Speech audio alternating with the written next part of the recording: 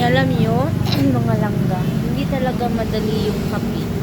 No, kasi may mga ano may mga sitwasyon talaga na hindi alam ng babae na may asawa na. Kasi nagkukunwari yung lalaki na single pa.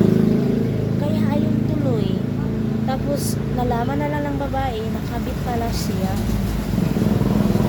Talagang hindi yan talaga yung parang napaglaro talaga yung kadhana. Kasi yung love, nako. Kaya ingat-ingat mga langga, no? Ingat-ingat talaga. Kasi, observe din. Kasi, alam mo, mafe-feel naman natin yung may tinatago talaga o sikrito yung lalaki. Baka naman kahit nafe-feel mo, talagang parang may sikrito, parang iba talaga. Tapos, kinikontinue lang ninyo kasi mahal niyo.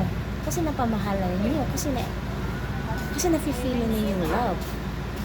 Sana kung mayroon ka rin iba talagang pakiramdam, i-resolve mo na yung mag-observe na kayo, tapos prangkahin na yung partner niyo, hindi yung umaabot pa na magkakaanak kayo, kasi mahirap na yan. Yung anak natin, yung anak ninyo ang pwedeng maapektuhan, no? Kasi wala talagang anak na gustong broken family. Yung isa wala, yung mama niya wala, yung papa niya wala. Kasi yung makapagbuo sa anak is yun talaga yung kayo talaga ang tunay na parents, no? Yung tunay niyang ama, nagsasama, yung ina niya, hindi yung may step daddy na, no? Step father na, hindi ganun.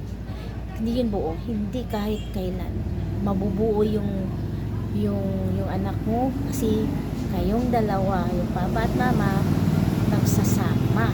Ganon.